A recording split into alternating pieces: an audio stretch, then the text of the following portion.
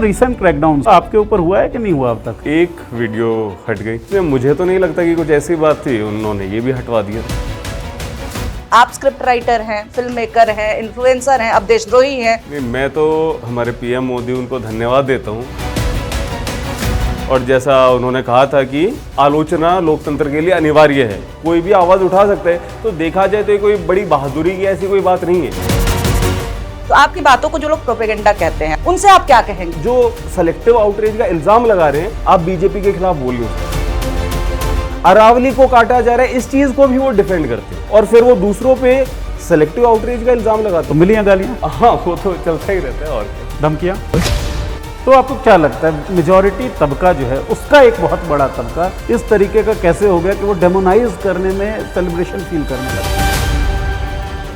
जिस तरह से नफरत सिनेमा में आया है और सिनेमा को जिस तरह से हथियार बनाया गया है, उस पर आप क्या कहें? अब ये जिस तरीके से फिल्मों को दिखाते हैं कि सारे के सारे जो मुस्लिम हैं वो सारे ऐसे हैं, तो वो जो रिएक्शंस थे वही अपने आप में दिखाते हैं कि कश्मीर फाइल्स क्यों गड़बड़ फिल्म थी। और अभी जो है कश्मीरी पंडित 300 दिन तक बैठे रहे स्ट्राइक पे, किसी भी गोदी मीडिया ने उनकी खबर तक नहीं दिखाई। क्यों? क्योंकि उनको कश्मीरी पंडितों के दर्द को इस्तेमाल करना है।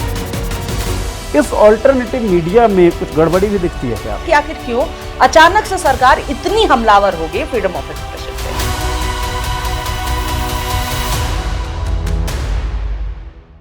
नमस्कार दोस्तों, माननीय प्रधानमंत्री नरेंद्र मोदी बिहार के चुनावी यात्रा पे जाते हैं तो बात करते हैं रील्स बनाने की। इंस्टाग्राम प्लेटफॉर्म की वो बात करते हैं। लाइवलीहुड तो बना ही, इंस्टाग्राम पे रील्स बनाना या ट्विटर पे आपका इन्फ्लुएंसर बन जाना या फेसबुक पे लिखना या यूट्यूब पे चैनल बना के अपने वीडियोस को पब्लिश करना। लाइवलीहुड के साथ साथ वो फ्रीडम एक्सप्रेशन का एक मंच भी बना जहां आप अपने आप को एक्सप्रेस कर सकते थे, आप सवाल पूछते थे उन पत्रकारों के लिए जिनकी जगह मेन स्ट्रीम मीडिया में बची नहीं, क्योंकि मेन स्ट्रीम मीडिया तो वैसा गोदी मीडिया में कन्वर्ट हो गई।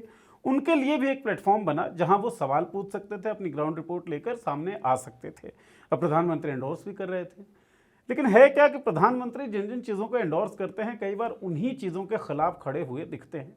और रिसेंट क्रैकडाउन्स जो हो रहे हैं सोशल मीडिया अकाउंट्स पर, उसके कारण भी प्रधानमंत्री पर यही आरोप लग रहा है। अब आरोप लग रहा है कि इन्फ्लुएंसर्स से सरकार डर रही है। तो हमको लगा इन्फ्लुएंसर इन पॉलिटिक्स इस शो में ऐसे व्यक्ति से बात किया जाए जिनसे शायद सरकार डर रही हो। लेकिन अगर डर रही है तो उनका पेज बचा हुआ है क्या, चैनल बचा हुआ है क्या, बचा हुआ है तो कब तक बचा रहेगा, क्या आशंकाएं हैं उनकी, वो सब भी जानने की कोशिश करेंगे। और जो हमारे गेस्ट हैं आज के, उन्होंने किताब लिखी है भाड़ में जाए नौकरी। अब नौकरी अगर भाड़ में जाएगी तो खाना कैसे खाएंगे? खाना अगर हम प्लेटफॉर्म से खा रहे हैं और प्लेटफॉर्म बंद हो जाएगा तो हमारे पास क्या अवसर हैं खाना खाने के? क्या सरकार केवल फ्रीडम एक्सप्रेशन पर हमला नहीं कर रही है, पेट पर भी लात मार रही है? इस सवाल पर भी हम लोग बातचीत करेंगे। गेस्ट हमारे कौन है? तो गेस्ट हैं साहब विजेता दहिया साहब। बहुत बहुत स्वागत विजेता जी आपका। इन्फ्लुएंसर इन पॉलिटिक्स, ये हमारा शो है और हमारी पॉलिटिकल नारी, हमारी इन्फ्लुएंसर जो हैं ये भी हमारे साथ बैठी हुई हैं। तो सबसे पहला सवाल विजेता भाई शुरू करते हैं और डिस्कशन जैसा ही रहेगा। मुझे नहीं पता कि उस फ्लो को मैं कहाँ ले जा रहा हूँ, कैसा ले जा रहा हूँ, जैसा भी जाए वो आप झेल लीजिएगा। देश जैसे ऐसे ऐसे ही चल रहे हैं। हाँ, तो बातों का इतना क्या लोड है? हाँ, तो ज़्यादा फ्लो का हम लोग इसमें लोड लेंगे नहीं, लेकिन इन्फॉर्मेशन का फ्लो बना रहे इस ऑब्जेक्टिव के साथ बातचीत ज़रूर करेंगे। तो ये रिसेंट क्रैकडाउन्स आप भी देख पा रहे होंगे, तो हुआ आपके ऊपर हुआ है कि नहीं हुआ अब तक? एक वीडियो हट गई। अच्छा। और उस वीडियो में तो मैंने बात की हुई थी कि भाई इस्लाम की खूबसूरती देखिए। जो अफ़गानिस्तान में हुआ था कि घरेलू हिंसा को लीगलाइज कर दिया गया कि कोई आदमी अपनी पत्नी को पीट सकते हैं, बस हड्डी नहीं टूटनी चाहिए, और हड्डी भी टूट गई तो 15 दिन की जेल। तो मैंने ये कहा था कि भाई जब मैंने दुबई को लेकर रील बनाई कि दुबई देखो कितना अच्छा कॉस्मोपॉलिटन शहर है, कोई यहाँ पे जाति नहीं पूछ रहा, धर्म नहीं पूछ रहा, सब अपना काम कर रहे हैं। तो बहुत से लोगों के कमेंट्स आए थे कि हाँ इस्लामिक देश की ये खूबसूरती है। तो फिर मैंने कहा कि अगर उसको तुम ये अटैच कर रहे हो कि इस्लामिक देश, तो अब अफगानिस्तान पे तुम ये मत कहना कि नहीं ये इस्लाम नहीं है। तो अब ये भी फिर इस्लाम की खूबसूरती अगर ऐसा है तो इसमें मुझे तो नहीं लगता कि कुछ ऐसी बात थी, उन्होंने ये भी हटवा दिया। तो और वैसे ये हिंदूवादी सरकार है। मैं यही जानना चाह रहा हूँ कि ये तो नैरेटिव उनको सूट करना चाहिए जिस पे आरोप लगता है हटवाने का। क्यों लगता है आपको इस पे क्यों कार्रवाई हुई हो? तो हो सकता है कि उनका फिर एक नैरेटिव ये भी है कि ये देखो ये जो है ना विजेता दहिया, ये लोग इस्लामिस्ट हैं और क्या कहते हैं खान मार्केट गैंग है, ये इस्लाम पे कभी नहीं बोलेंगे। अब मैंने बोला हुआ था, अब लोगों को लगता कि नहीं यार ये तो बड़ा न्यूट्रल हो गए सब बोलते हैं, है ना, तो सरकार को फिर ये शायद सूट ना करता हो। नहीं, एक कॉन्स्पिरेसी थ्योरी इसको लेकर के चल रही थी। किसी ने शायद कमेंट किया था मेरी एक वीडियो पे कि मुझे ऐसा लगता है कि जैसे बीच में कुछ पत्रकार जब पलट रहे थे, ठीक है, और उनके ऊपर सरकार ने एक्शन नहीं किया, आप लोगों के ऊपर कर रहे हैं, ये इसी टाइम एक और पत्रकार पलटते हुए टीवी का नजर में आ रहा है, तो उनके ऊपर एक्शन ना करके दिखा रहे देखो हम तो नहीं करते हैं एक्शन, ये तो सही में खराब थे सब इसलिए कर रहे हैं। तो कहीं ना कहीं एक कॉन्स्पिरेसी भी हो सकती है। हालांकि मुझे सर आपसे मेरा जो ये सवाल है कि आप स्क्रिप्ट राइटर हैं, आप राइटर हैं, फिल्म मेकर हैं, इन्फ्लुएंसर हैं, अब देशद्रोही हैं, ये इतना लंबा जो सफर है आपका कैसे यहाँ तक पहुंचे? क्या आपको लगा था कि एक लोकतांत्रिक सरकार में आप देशद्रोही वाले लिस्ट में आ जाएंगे? नहीं, मैं तो मतलब हमारे पीएम मोदी, उनको धन्यवाद देता हूँ कि हम तो पहले सोचते थे 2014 से पहले कि यार भगत सिंह थे उस टाइम पे, कितना कमाल का किया, और बस हम इंस्पायर होते थे, लगता था कि यार चलो अब कौन सा ब्रिटिश सरकार है।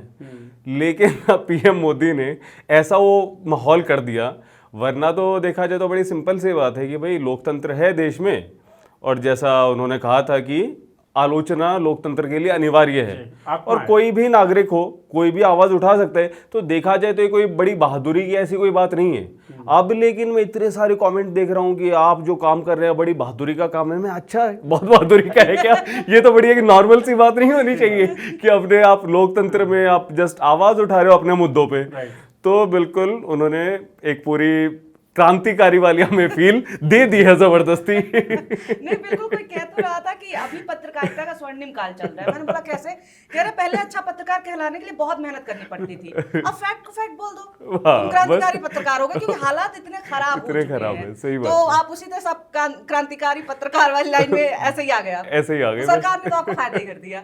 बस फायदा कहो या जो भी कहो। अच्छा, मुझे ये लगता है जो आपने बात की उसी को एक्सटेंड करते हुए कहूँगी, जो स्कूल कॉलेज में हम थे पर हिंदू मुस्लिम सिख ईसाई आपस में सब भाई भाई, आज तो यही बोलना बड़ी क्रांतिकारी बात है। एग्जैक्टली बॉलीवुड में कोई बोल नहीं सकता इतनी सी बात। वो अर्बन नक्सल हो जाएगा अगर हाँ बिल्कुल, क्योंकि ये लाइन सुन के ना कोफ्त होने, मतलब ये कहने वाली क्या बात है, ये तो नेचुरल ऑब्वियस है, तो और क्या। तो आपको क्या लगता है, मतलब एज आपको अगर मैं कहूँ डिकोड करने के लिए, आपके हिसाब से कौन सी परिस्थितियां थी जिसने हिंदू मुस्लिम सिख ईसाई आपस में सब भाई भाई को इतना बहादुरी वाला नारा अभी बना दिया है? हाँ, तो यही है ना कि भाई सरकार की तरफ से पूरा का पूरा एक नैरेटिव चल रहा है। ये स्टार्ट कैसे हुआ? स्टार्ट इस तरीके से हुआ कि कांग्रेस सूडो सेकुलर है, और ये तो एक लाजिम सी बात है कि यार सूडो सेकुलर तो नहीं होना चाहिए, सेकुलर हो तो आप प्रॉपर सेकुलर हो। और इसके लिए बात कही जाती थी कि नहीं, कांग्रेस जो है वो मुस्लिम अपीजमेंट करती है, मुस्लिम जो कट्टर होते हैं उन पे कभी बात नहीं होती, लिबरल्स भी ऐसा करते हैं। ठीक है, तब तक बात ठीक थी। अभी क्या हो गया, अब सिचुएशन ऐसी हो गई कि सेकुलर होना ही उसी को कह रहा है, अरे तुम वो तो नहीं हो, सेकुलर तो नहीं हो। अब तो सीधा सीधा ऐसा कहा जा रहा है। मतलब आप देखो ना, मोहम्मद दीपक, उसने जो किया बड़ी सिंपल सी बात है कि यार 30 साल से वो आदमी ड्रेस बेच रहे, स्कूल ड्रेस बेच रहे, बाबा स्कूल ड्रेस। अब उसमें भी वो जो है मतलब हुड़दंग कर रहे हैं, और उस पर भी अब जो लिबरल्स हैं, देखिए कि वो क्या कह रहे हैं, नैरेटिव किस तरीके से आ गए कि उन्होंने कहा कि भाई बाबा स्कूल ड्रेस था, तो कुछ लिबरल्स ने कहा कि अरे बाबा हिंदुओं का वर्ड थोड़ी ना, ये तो पर्शियन से आया है। मैं कहता हूँ कि अगर वो अपनी दुकान का नाम कन्हैया स्कूल ड्रेस रख ले तो क्या संविधान में इसकी इजाज़त नहीं है? अगर कोई मुस्लिम कन्हैया को मानता भी हो, तुम उसको कैसे रोक सकते हो? ये उसकी मर्जी है ना। तो बेसिकली अब वो लेवल इतना ज़्यादा गिराते जा रहे हैं। इवन अखलाक वाला जो केस हुआ था, मतलब आई थिंक लिंचिंग वाला, आई थिंक तब से वो और ज़्यादा स्टार्ट हुआ। तो उसमें भी बहुत सारे लोगों ने क्या कहा कि अरे यार बीफ नहीं था, इस चीज़ पे बड़ा जोर दिया गया कि बेकार में ही मार दिया, बीफ नहीं था। मैं कहता हूं कि एक बार को मान लो कि बीफ होता भी, तो क्या किसी की लिंचिंग कर देना ठीक है? भाई हमारे स्टेट में कानून है ना, तो पुलिस उसको पकड़ेगी। अगर उसने कुछ गलत किया है, अगर वो चीज़ गैर कानूनी है, तो पुलिस एक्शन लेगी। आप लिंचिंग को कैसे जस्टिफाई कर सकते हो? सेम तबरेज आलम के केस में भी क्या हुआ, यही हुआ कि नहीं नहीं ये तो चोर था। अरे चोर था तो तुम मार थोड़ी ना दोगे जान से, तुम पुलिस को फोन करोगे कि भाई पुलिस आए और उसको पकड़े। इसी तरीके से आप देखो ये क्या है, मोनू माने सर और ये लोग किन किन मतलब नेताओं के साथ फोटो आप देखो ना, अनुराग ठाकुर के साथ फोटो है, आई थिंक अमित शाह के साथ भी, if I am not wrong, Anurag Thakur मुझे ध्यान है, अरुण जेटली के साथ फोटो था, पुलिस वालों के साथ फोटो है, और एक आदमी जो लाइव स्ट्रीमिंग करता है बंदूक लिए हुए। बंदूक रखना कब से अलाउड हो गया किसी के लिए? एटमैक्स ये है, आपको गौ रक्षा करनी है आप कर लो। आप यही तो करोगे ना कि यार मुझे यहाँ पे ऐसा कुछ दिख रहा है स्मगलिंग का, आप पुलिस को सूचना दोगे, पुलिस आके एक्शन लेगी। ठीक बात है। तो ये जो पूरा का पूरा विजिलेंटिज्म चल रहा है, ये ऐसे कैसे चल सकता है? इसमें दो ही बातें हो सकती हैं कि या तो ये सरकार के इशारे पे चल रहे हैं, या फिर सरकार इतनी नाकारा है कि सरकार से ये लोग रोके ही नहीं जा रहे। ऐसे ऐसे इन्फ्लुएंसर है, दक्ष चौधरी लगा लो, रिद्धिमा शर्मा लगाओ, वो सीधा सीधा इतनी ऐसे हेट स्पीच देते हैं और वो जेनोसाइड की बात करते हैं। वो लोग मतलब जेल के अंदर क्यों नहीं है? कैसे ऐसा पॉसिबल है कि उनकी इतनी हिम्मत हो जाती है? तो ये तो वही है, देख हम सबको रहे है ना, और उसको सीधा कहे या ना कहे वही बात है। लेकिन हाँ, ये एक इशारे से ही चलता है। एक बात बताइए, जैसे जो प्रोग्रेसिव तबका अपने आप को कहता है, जिनका आपने जिक्र भी किया एक तरीके से कि भाई जब मारा जाता है अखलाक, तो बात आप करने लगते हैं बीफ नहीं था, जबकि मामला बीफ का या मटन का या बकरे के मीट का या चिकन के मीट का था ही नहीं। मामला ये था कि इस देश में रूल ऑफ लॉ है या रूल ऑफ लॉ नहीं है। तो जो लोग अखलाक की मॉब लिंचिंग का विरोध भी कर रहे हैं, वो सही मुद्दे को नहीं पकड़ पा रहे हैं। नहीं पकड़ पा रहे। और इससे हो क्या रहे कि वो जो महाराष्ट्र में केस हुआ पालघर में, जी, साधुओं के लिए, और साधुओं का जो हुआ, अब देखिए वो भी कितनी एक बर्बर लिंचिंग थी। अब वो क्यों मारा गया? क्योंकि लिंचिंग बिकेम द नॉर्म। और उनको क्या कहा गया कि चाइल्ड किडनैपर हैं, वो व्हाट्सएप पे अफवाह फैलने लगी। तो एक सिस्टम बन गया व्हाट्सएप पे अफवाह फैलने का, और व्हाट्सएप की अफवाहों पे एक्शन लेने का, और कि मॉब आएगी। और आप सोचो ना, पुलिस वहां पे थी, मतलब वो पुलिस वाला क्या कर रहा था? मैं कह रहा हूं कि अगर कोई लिंचिंग करने आ रहा है भाई, तू नहीं रोक पा रहा, फिर बंदूक तेरे पास किस लिए है? वो मारने जा रहा है भाई, मार, एक को मारेगा, भाग जाएंगे सारे। ठीक बात है। और मतलब ये कैसे एक्सेप्टेबल हो गया कि कोई भीड़ उसको मारने आ रही है और पुलिस वाला वहां से चला गया? तो वही है। और लोग ना यही सोचते हैं कि हिंदू मुस्लिम और ऐसे, लेकिन नहीं। आपने अगर सांप पाल लिया ना, तो वो तो सांप है, वो तो काटेगा किसी को भी। जैसे राहत इंदौरी जी ने कहा कि भाई लगेगी घर तो आएंगे, घर सभी जद में, यहाँ केवल हमारा मकान थोड़ी ना है। और सच्चाई यही है कि आप पहले बुलडोजर की बात कर रहे थे कि बुलडोजर चल गया, बड़ा जश्न मनाया जा रहा था। तो क्या ऐसा है कि केवल मुस्लिमों के घर गिरे? ऐसा तो नहीं है। खुद सरकार ने, जब कोर्ट में मामला गया, खुद सरकार ने दिखाया कि नहीं, हमने तो हिंदुओं के भी घर गिराए हैं। तो अब उनके लिए कौन आया और कौन आएगा? ठीक बात है ना। तो बचेगा ही नहीं। हमें बचाने एक ही चीज आ सकती है, और वो है देश का संविधान। और जब उस पर हमला होता है तब हम कुछ और उस पर फिर हम बोलते नहीं हैं। आजकल तो संविधान के खिलाफ ही उल्टी सीधी बातें बोली जा रही हैं। अच्छा, इस समय कि संविधान पढ़ने से, और रिद्धिमा शर्मा का वीडियो था ना, संविधान पढ़ने से कौन इंजीनियर बन गया। मतलब आप सोचो कि क्या पागलपन है। वो इतना बोल पा रही है वैसे। एग्जैक्टली। औरतों को दलितों, खासतौर से मैं तो बहुत शुक्रगुजार महसूस करती हूँ संविधान के लिए कि ऐसा संविधान है जहाँ पे हमें राइट्स है। वैसे सर, इस समय एक शब्द है प्रोपेगेंडा, जो कि दो धड़े हैं जो एक दूसरे के मुंह पे फेंक के मार रहे हैं। तू प्रोपेगेंडा कर रहा है, तू प्रोपेगेंडा कर रहा है। अब जैसे देखिए, मैं तो हमेशा कहती हूँ कि मैं अगर अपने संस्थान की बात करूँ तो हम एंटी इस्टेब्लिशमेंट है, हम जनता के लिए सवाल करते हैं। इस्टेब्लिशमेंट में अगर सरकार में आज भाजपा है तो भाजपा से सवाल है, कल को कांग्रेस होगी तो कांग्रेस से सवाल है। लेकिन जैसे आपके जैसे जो इन्फ्लुएंसर्स हैं, कंटेंट क्रिएटर्स हैं, उनको कहा जाता है कि तुम लोग जो है बीजेपी के खिलाफ प्रोपेगेंडा कर रहे हो, तुम लोग कांग्रेस के लिए प्रोपेगेंडा कर रहे हो, ये पेड प्रोपेगेंडा है। तो आपकी बातों को जो लोग प्रोपेगेंडा कहते हैं और प्रोपेगेंडा मान रहे हैं, उनसे आप क्या कहेंगे? आखिर क्यों ना वो आपके कंटेंट को प्रोपेगेंडा एंटी बीजेपी माने? मैं तो उन्हें सीधी बात कहता हूँ कि भाई तुम्हें लग रहा है ना सेलेक्टिव है, तुम मेरे सामने बैठो। मैं बोल रहा हूँ गजवाए हिंद मुर्दाबाद, खालिस्तान मुर्दाबाद, हिंदू राष्ट्र मुर्दाबाद, हो गया न्यूट्रल। कि किसी भी धर्म के नाम पे कोई राष्ट्र हो, सबके सब मुर्दाबाद। द्रविड़ राष्ट्र मुर्दाबाद, कोई कुछ एक लोग जाटलैंड की बात करते हैं, वो मुर्दाबाद। जितने भी इस टाइप के आइडियाज हैं देश को तोड़ने के सारे मुर्दाबाद। आप बोल सकते हो क्या? मैं सीधी बात कहता हूँ, बीजेपी की और उसकी आप बात करें, बीजेपी गलत कर रही है, गलत है। अरविंद केजरीवाल ने शीश महल की बात हुई, 11 लाख के पर्दे, मैं बोल रहा हूँ गलत है। ममता बनर्जी ने एक बोला था ना कि लड़कियों को सेफ रहना है तो घर से बाहर ना निकले। इस पे भी मैंने एक पॉडकास्ट में बोला और वो रील्स पे भी है मेरे। मैंने कहा कि भाई ये कैसी मतलब मुख्यमंत्री है कि मुख्यमंत्री ये कह रही है। मुख्यमंत्री का तो ये काम होना चाहिए कहना कि भाई इस स्टेट में जितनी भी लड़कियां, चिंता मत करो, तुम्हारी मुख्यमंत्री यहाँ पे है और हमारी पुलिस है तुम्हारी सेफ्टी के लिए। और मुख्यमंत्री ये कह रही है, इससे ज्यादा शर्मिंदगी क्या बात है? तो अब देखिए, मैंने तो बोल दिया और कांग्रेस पे तो अभी रिसेंटली मैंने रील बनाई थी कि कांग्रेस कहती है कि मतलब मायावती ने हमारी सीट काट दी। भाई तुमने दलितों के लिए ऐसा क्या कर दिया कि तुम मानते हो कि दलित तुम्हारा ही वोट बैंक है? तो मैंने तो उसमें भी इतना मुखर आलोचना की थी, है ना। तो आप जो सेलेक्टिव आउटरीच का इल्जाम लगा रहे हैं, आपकी प्रोफाइल्स पे मैं देखता हूं एक सिंगल बात भी आप बीजेपी के खिलाफ बोल नहीं सकते।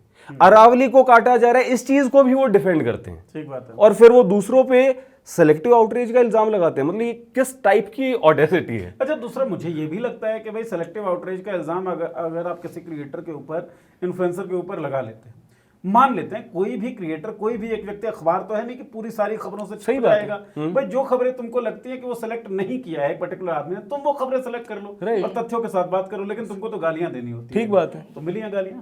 हाँ, वो तो चलता ही रहता है, और क्या। धमकियां? लोग बोलते हैं बाहर आके मिल लो, तो क्या जवाब होता है? भाई मैं क्यों मिलूं यार? मतलब ये कौन सा ऑफर है? कोई ये कहे कि भाई चलो आप कह रहे बड़ा अच्छा लगा, आपको चाय पिलाऊंगा, आप मिल लो।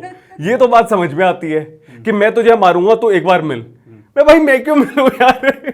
ये कौन सा ऑफर है? तो वही है ना, जैसे कंगना रनौत ने क्या कहा था कि 2014 के बाद पूर्ण आजादी है।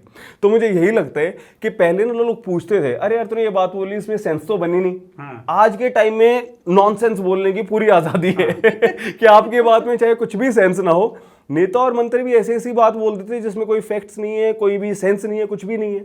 और नेता लोग भी, प्रधानमंत्री भी बोल देते हैं और सेलिब्रेट होते हैं उन सब चीजों से। सेलिब्रेट होते हैं। अच्छा, एक चीज बताएं विजेता भाई, जो मेजॉरिटी है हमारा, एज एन रिलीजियस मेजॉरिटी की मैं बात कर रहा हूँ, हिंदूज जो यहाँ पर हैं, लव जिहाद का नारा चलता है। लव जिहाद की जो बात दक्षिणपंथी ताकतें फैलाती हैं, उसके हिसाब से ये साबित होता है कि हिंदू लड़कियां जो हैं वो मूढ़ हैं। हाँ, उनको कोई बहला फुसला के अपने प्यार के जाल में फंसा लेता है, और हिंदू लड़कियों में इतनी समझ नहीं है कि उनसे फंसना है कि नहीं फंसना है। भेड़ बकरी है वो तो उनके हिसाब से तो बिल्कुल। नंबर 1 तो ये। नंबर 2 ये कि आपकी जितनी भी दिक्कतें हो रही हैं, भाई बेरोजगारी का दर जो है वो आसमान छुए जा रहा है। एसएससी जीडी के अभ्यर्थी, मैं खासतौर पे उस प्रतियोगी परीक्षा का नाम लेता हूँ क्योंकि मैंने उसको कवर बहुत किया है, वो पूरे भारत में यात्रा कर रहे होते हैं।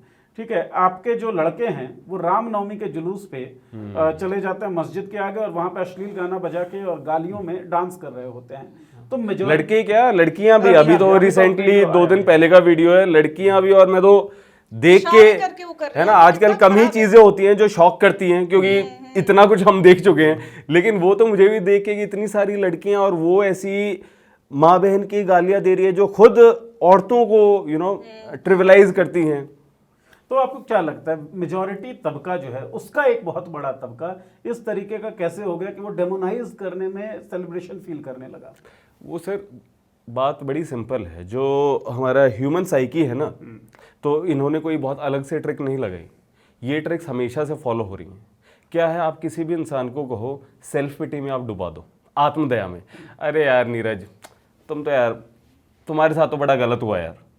नीरज कभी ये कहेगा क्या, नहीं नहीं मेरे साथ तो ऐसा कोई गलत नहीं हुआ? कोई नहीं कहेगा, है ना। और फिर आप उसको गर्व दे दो कि अरे भाई तू तो यार गजब है यार, और तेरे जो दादाजी थे ना वो तो कमाल के ही बंदे थे। तो क्या है, यस यस।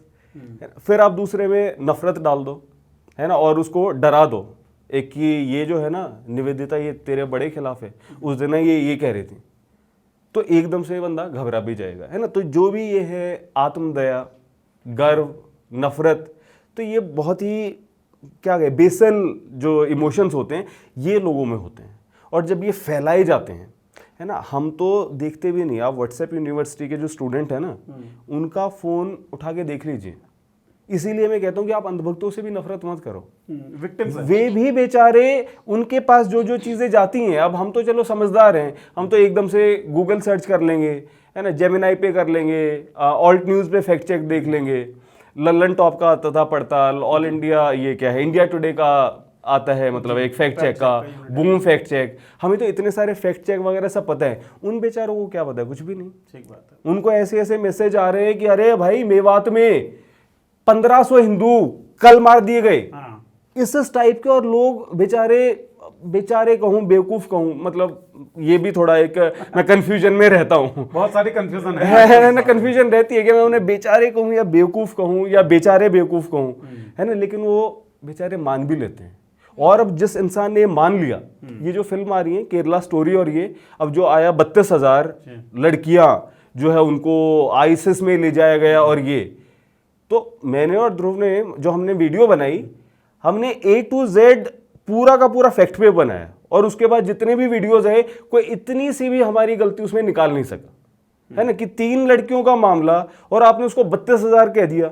फिर सुप्रीम कोर्ट ने सवाल किया तो डिस्क्लेमर लगा रहे हैं फिल्म के आगे कि ये फिक्शनल है। अब उस डिस्क्लेमर को कितनों ने पढ़ा? ठीक बात है। कौन पढ़ता है डिस्क्लेमर? और वैसे ही डिस्क्लेमर इंग्लिश में है, आधों को वैसे ही समझ में नहीं आएगा, थोड़ी है ना। देर के लिए तो आता है, पूरा पेज भरा हुआ, हाँ, भरा हुआ, और वो ठीक है ना। आधे लोग तो थोड़ा लेट ही आते हैं, फिल्म स्टार्ट हो चुकी होती है, तो उन लोगों के दिमाग में तो चला गया ना। अभी ये जो है धुरंधर और ये जो देख रहे हैं लोग कह रहे हैं ना फिल्म से क्या फर्क पड़ता है, हम तो फिल्म को फिल्म की तरह, नहीं, तुम फिल्म को फिल्म की तरह नहीं देख रहे, लोग मान रहे हैं ये कि अरे यार ये तो ये होने वाला था, और ये तो अच्छा नोटबंदी इसलिए हुई थी। हर एक बंदा आज के टाइम में रॉ एजेंट बना बैठे है। सच्चाई है। वो कहेंगे अरे तुझे क्या पता है यार, ये भाई आया हुआ है। तो इस तरीके से जो है लोगों को अंधभक्त बनाया गया है। ऐसी ऐसी हम चीजें देख रहे हैं। जो उत्तम नगर से वीडियो आया, छोटा सा बच्चा, मतलब 13 साल का बच्चा, और वो जेनोसाइड की बात कर रहा है। सोचो आप, 13 साल का बच्चा, मतलब बच्चा क्या होता है 13 साल का, उसके अंदर इतनी नफरत है, और वो ये नहीं समझ पा रहा कि भाई अगर कुछ ऐसा है तो पुलिस एक्शन लेगी ना। सभ्यता और क्या है, सभ्यता क्या है? ऐसा क्यों होना चाहिए कि मतलब मेरे ऊपर खतरा है तो जो ये बाबा कह रहे हैं कि अपने घर में चाकू रख लो, ये रख लो, आप अपने बच्चों को ये बोलोगे? जो ये बड़े बड़े नेता हैं ये अपने बच्चों को ये बोलेंगे कि बेटा गुंडे आ रहे हैं, चल चाकू उठा के चल? ये क्या है ना। और लोगों को इस तरीके से आतंकी बनाया जा रहा है, एक बड़े सिस्टमिक तरीके से, मतलब पहले डराना और भड़काना। और वो जो एक कॉमन सेंस है ना कि भाई समाज में अगर कोई इशू है तो पुलिस उसको सॉल्व करेगी। लॉ एंड ऑर्डर यही होते हैं। और उसमें फिर हिंदू हो या मुस्लिम, वो क्या देखना, जो गलत है उसको मारो थप्पड़ और डालो उसको जेल में, फटाफट उसका ट्रायल करो। तो ये basic common sense I think मतलब जो है हमारा देश खो चुका है। Common sense is not so common. तो धुरंधर की अभी जो हम लोग बात कर रहे थे, तो आप आम लोगों की बात, आम लोगों को क्या दोष दें? आज प्रधानमंत्री मंच पे बोल दिए कि धुरंधर को इन्होंने झूठ बताया। बेसिकली प्रधानमंत्री उसका प्रचार अभी तक उसको लेकर के ना चल रहा था कि एक धड़ा कह रहे थे प्रोपेगेंडा, तो दूसरा कह रहे थे नहीं है। आज प्रधानमंत्री जी ने क्लियर कर दिया है कि ये प्रोपेगेंडा है। वरना आप सोचिए, मुझे तो लग रहा है पहले प्रधानमंत्री होंगे जो कि काम बताने को कुछ नहीं है, तो आप धुरंधर फिल्म का एग्जांपल दे रहे हो उनके ऊपर। हाँ, पहले केरला स्टोरी का बोला था ना, एक फिल्म आई है केरला स्टोरी। सर आप फिल्म मेकर भी हैं, तो इधर भी जिस तरह से जो सिनेमा है जो हथियार बना, आप देखिए मीडिया को तो इन्होंने कर ही लिया अपनी तरफ। जो अरशद वारसी जैसे अच्छे एक्टर्स भी हैं जिनको हम लोग देखते थे, भाई एक्टिंग बहुत शानदार करते हैं सारी चीज, ये लोग क्या कर रहे हैं? ये मोदी है तो मुमकिन है वाला जो गाना है उसमें ये लोग एक्टिंग फर्जी कर रहे हैं, वो बहुत फालतू की थी एक्टिंग उसमें तो। और फिल्में लगातार ऐसी आ रही हैं, मोदी जी पे फिल्म आती है, उदयपुर फाइल्स, दुनिया भर की फाइल्स आ जाती हैं। तो सिनेमा का जिस तरह से नफरत सिनेमा में आया है और सिनेमा को जिस तरह से हथियार बनाया गया है, उस पर आप क्या कहते हैं? देखिए, मतलब कई लोग ये कहते हैं कि अच्छा भाई उदयपुर पे क्या फिल्म नहीं आनी चाहिए थी। फिल्म में ऐसा नहीं है कि पहले नहीं आती थी, पहले भी आती थी। क्या फिल्मों में पहले मुस्लिम आतंकी नहीं दिखाए जाते थे? ऑफ कोर्स दिखाए जाते थे। क्या हमने मिशन कश्मीर नहीं देखी? क्या हमने नीरजा नहीं देखी? क्या हमने फिजा नहीं देखी? बहुत सारी फिल्में आई हैं और उसमें किसी को कोई प्रॉब्लम नहीं है ना। काबुल एक्सप्रेस, कितनी सारी फिल्में हैं जी। अभी जो फिल्में हैं उसमें प्रॉब्लम क्या है? आप अगर एक ये दिखाते हो कि भाई उदयपुर में एक टेलर था, उसने चलो नुपुर शर्मा को सपोर्ट किया। अब नुपुर शर्मा ने ठीक बोला हो गलत बोला, वो डिबेट की ही बात नहीं। उस इंसान ने अगर नुपुर शर्मा को सपोर्ट किया तो क्या आप उसको जान से मार दोगे? नहीं ना। तो ये गलत है ना। तो इस चीज़ पे फिल्म बने तो वो एक बहुत ही सेंसिटिव फिल्म हो सकती है जो लोगों को ये दिखाए कि यार ये कितना गलत है ना। लेकिन अब ये जिस तरीके से फिल्मों को दिखाते हैं कि सारे के सारे जो मुस्लिम हैं वो सारे ऐसे हैं, और ये ना बहुत ही सिनेमेटिक टेक्निक्स यूज़ होती हैं कि जो मतलब एक जितने भी मुस्लिम हैं आप उसके जैसे कैरेक्टर्स के ज़्यादा नाम नहीं रखोगे, एक ही तरीके से दिखाओगे, भीड़ में दिखाओगे, है ना। मतलब इवन कैमरा एंगल और मतलब बहुत सारी चीज़ें होती हैं स्क्रिप्टिंग में भी, हर चीज़ में भी, तो जिसकी वजह से एक ओवरऑल डेमोनाइजेशन होता है और that counts as hate speech. क्या पूरी एक कम्युनिटी के खिलाफ वो फैला रहे हो, जो कि यार एक कॉमन सेंस के भी और एक मतलब सिंपल से उसके बात के खिलाफ है कि भाई सारे के सारे मुस्लिम सारे ऐसे कैसे हो सकते हैं। लेकिन बार बार ये चीज़ कह के इनके तो खून में ये है, इनके तो वो है। अभी तो कोई वो लड़की थी, वो कुछ उसने बोला ना कि उनका तो कोई छोटा सा बच्चा भी मिल जाए मैं उसको, कि इस टाइप के आप सोचिए ओपनली ये लोग ये ऐसा बोल रहे हैं, कॉल आउट कर है ना। और उसको अगर अरेस्ट कर लिया जाए उस औरत को, है ना, कि यार ये इसने कैसे बोल दिया, अरेस्ट करो, तो क्या कोई बोलेगा? नहीं बोलेगा। लेकिन अभी ये करवाया जा रहा है, बहाव है ना। इस तरीके के बाबा जो कह रहे हैं कि भाई बुलडोजर चला दो और ये कर दो, उनको सभी टीवी चैनल्स पे जगह दी जा रही है। और मुस्लिमों की तरफ से भी किसको बुलाया जा रहा है? जो कुछ गोदी मौलाना है, जो हार्ड लाइनर है, जो बिल्कुल ये दिखाए ना, अच्छा हाँ यार हमने व्हाट्सएप पे भी यही पढ़ा था और हमने हाँ इस पे भी टीवी पे भी देख लिया कि ये मुस्लिम ये ऐसे हैं, फिर आपने फिल्म भी वैसे दिखा दी, है ना। तो जो बेचारे अंधभक्त हैं वो फंस गए हैं। तो मार्केटिंग का बेसिक उसूल जो है कि बार बार हैमर करना है, प्रोपेगेंडा। टीवी देख रहा है तो भी आप ऐड वो दिखाओ, होर्डिंग वही लगा हुआ है, फिर वो ऑफिस गया तब इंटरनेट पे भी उसको वही ऐड दिख रहा है, ठीक बात, तो उसके दिमाग में वो बैठ जाता है, वो चीज़ बैठ जाती है। एक और जैसे मुझे कोई मिले, उन्होंने कहा अरे तो क्या कांग्रेस की बात कर रहे? मैंने कहा अच्छा ऐसी तो मैंने कोई बात की नहीं थी, खैर आप बताइए। तो बोला इंदिरा गांधी ने 65,000 साधु मरवा दिए थे। व्हाट, क्या? कि नहीं ये तो ना फिर मीडिया में रिपोर्ट ही नहीं हुआ। मैं भाई फिर तुम्हें कैसे पता? तो और ये चलता है, उस पे मैं देखता हूँ यूट्यूब पे ऐसे ऐसे वीडियोस है, लाखों में उनके व्यूज हैं। और सिंस सच एक होता है और झूठ तो फिर आप कितने भी हो सकते हैं, तो किसी वर्जन में वो 65,000 मिलेगा, कहीं 6500 मिलेगा, कहीं 700 मिलेगा, कहीं 800 मिलेगा, इस तरीके से। और जो कि वो जो इंसिडेंट था कि जो वो पार्लियामेंट पे उन्होंने अटैक किया था लाठियां लेकर, है ना, तो उसमें 8 लोग पुलिस फायरिंग में मारे गए थे, ये उसके फैक्ट्स हैं। और ये उस टाइम पे द हिंदू में भी रिपोर्ट हुआ था, इंडियन एक्सप्रेस में भी, सब अखबारों में ये चीज़ हुई थी। तो अब लेकिन किसी भी चीज़ को लेके आप ये कर दोगे, लोग बेचारे फैक्ट चेक वगैरह कुछ कर नहीं पा रहे, तो ऑफ कोर्स फिर वो बनेंगे अंधभक्त, उनके अंदर होगी नफरत। किसी भी तरीके से पूरा प्रोसेस ये है ना कि पॉलिटिकल अपोजिशन जो आपको है, आपकी है, उसको आप हर तरीके से साबित करें कि ये या तो प्रो मुस्लिम से या एंटी हिंदू हैं। जैसे मुलायम सिंह यादव के बारे में पूरा जो डिस्कोर्स चल जाता है कि कार सेवकों पे गोली चलाई थी, अरे वे प्रशासन उनके अंदर में था, कोई बहुत भयंकर दंगा ना हो जाए इसकी जिम्मेदारी उनकी थी, तो वो तो आदेश देंगे ही देंगे, और ऊपर से पूरा प्रशासन होता है। अच्छा, फिल्मों की जो हम बात कर रहे थे, आपको नहीं लगता कि ऑब्जेक्टिव जो है वो सबसे जरूरी चीज हो जाती है? जैसे आप मान लीजिए कश्मीर में कश्मीरी पंडितों के विस्थापन के ऊपर कोई फिल्म बना रहे हैं, तो पीड़ादायक सब्जेक्ट है और बहुत दुख की बात है कि कश्मीरी पंडितों को पलायन करना पड़ा। आपका जो मेन स्टोरी लाइन होना चाहिए तो वो पीड़ा होनी चाहिए थी, और उस पीड़ा पे आंसू बहने चाहिए थे। लेकिन जब हॉल में लोग उसे देख रहे थे तो जय श्री राम के नारे लगे और वो नफरत भरी गई कि ये जितने भी मुसलमान हैं इनको भगाओ। सर वो अगर नफरत फैल गई ना आपकी फिल्म की वजह से, उसी से आपकी फिल्म का जो मतलब फेलियर है उसी से वो दिख गया। कोई भी फिल्म मेकर ये कैसे कह सकता है कि हाँ यार मेरा तो मकसद है नफरत फैलाना। तो वो जो रिएक्शंस थे वही अपने आप में दिखाते हैं कि कश्मीर फाइल्स क्यों गड़बड़ फिल्म थी। और अभी जो है कश्मीरी पंडित 300 दिन तक बैठे रहे स्ट्राइक पे, किसी भी गोदी मीडिया ने उनकी खबर तक नहीं दिखाई। ध्रुव ने और हमने तो अपनी वीडियो में उसका जिक्र भी किया था। तो ये क्या है? क्यों? क्योंकि उनको कश्मीरी पंडितों के दर्द को इस्तेमाल करना है। तो यहाँ पे कोई हिंदू दूसरे हिंदू के लिए नहीं जाग रहा। नहीं तो देखा जाए जो किसान है क्या वो हिंदू नहीं है?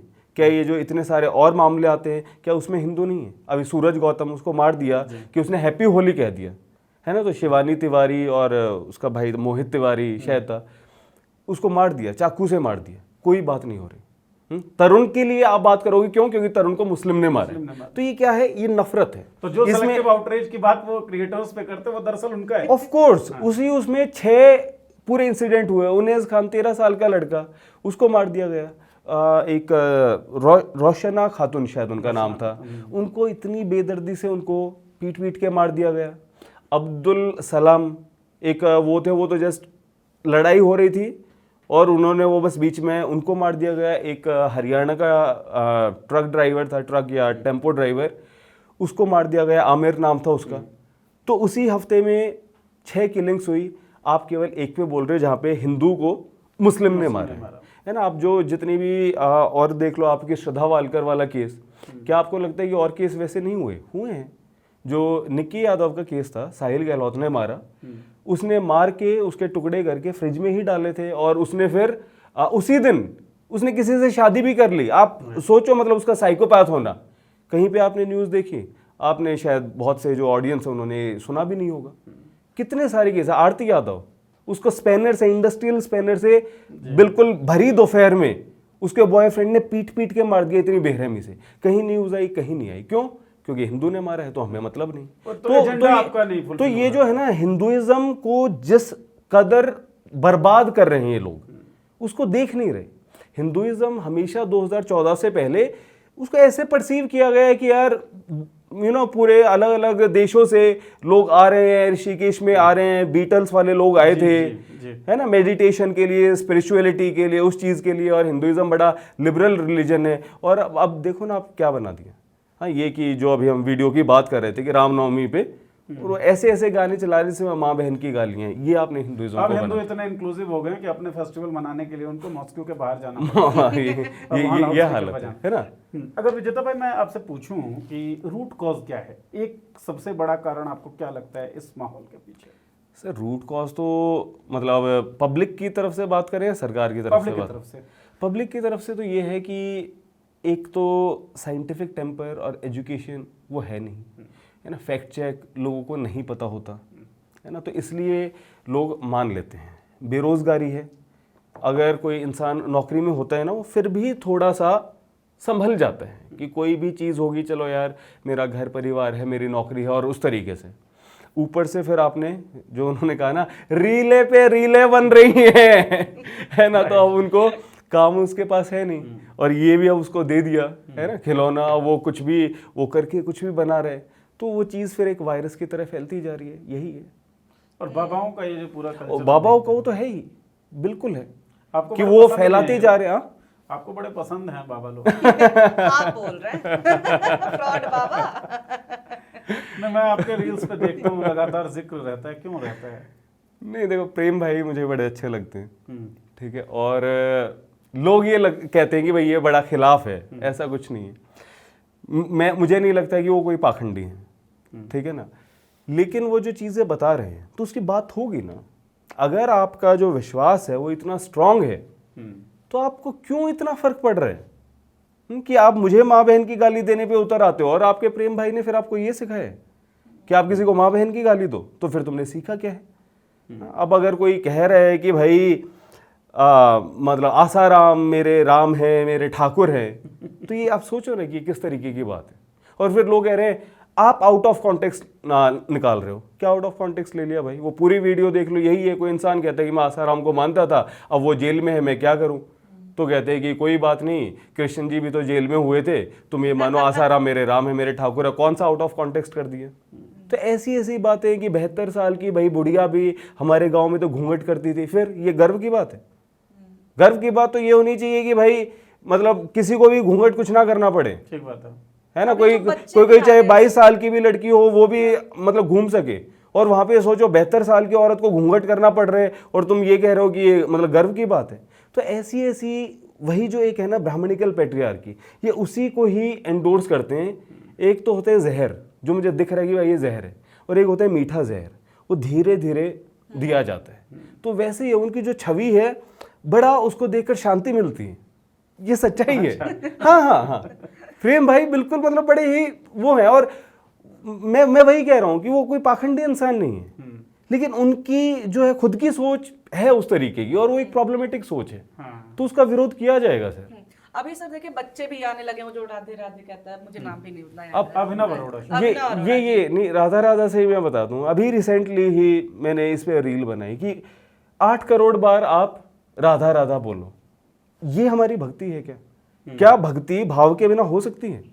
तो जो हमारी एक ट्रेडिशनल वो चल रही है चीजें कि भाई सजन रे झूठ मत बोलो, खुदा के पास जाना है ना, गरीबों की सुनो वो तुम्हारी सुनेगा, हाँ, उन चीजों को हटा के अब ये लोगों को किस में डाल रहे हैं? रिचुअल्स में, कि ये कर लो। तो कह रहे हैं कि 8 करोड़ बार बोल दो, शिव और पार्वती तुम्हारे सामने आ जाएंगे।